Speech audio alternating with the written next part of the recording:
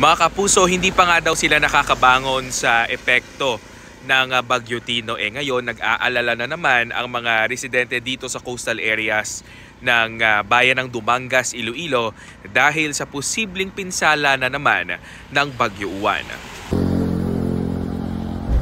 Nadat na ng news team kaninang umaga si Mang Ruben na inaayos ang kanilang bahay bilang preparasyon sa posibleng pinsalang dala ng Bagyong Uwan.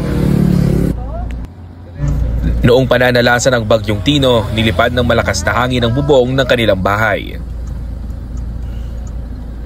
Ang bahay nga na ito, mga kapuso, hindi pa nga nasisimulang maayos dahil sa epekto ng Bagyong Tino. Ngayon, hinahanda na naman nila sa posibleng pinsala na namang dala ng Bagyong Uwan.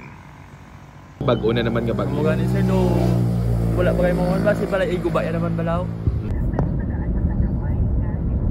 Pagdating naman sa Dumangas Port ay madadatnan ang mahabang pila ng mga truck na ito dahil sa kanselasyon ng biyahe ng mga ro-ro vessel.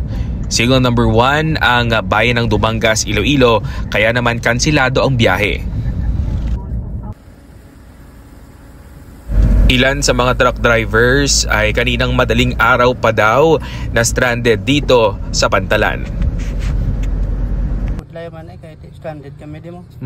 Total na kay may bagyo mo.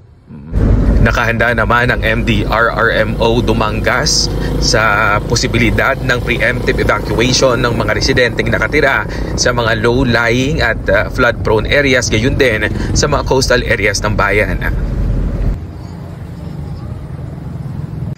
Paalala ng RDRRMC6 sa mga nakatira sa mga low-lying areas, mga flood-prone areas at landslide-prone areas na maging updated sa lagay ng panahon at maging mapagmatsyag upang makapaghanda sa posibleng epekto ng Bagyong Uwan. Yan ang latest mula dito sa probinsya ng Iloilo. Ako si John Sala para sa GMA Integrated News.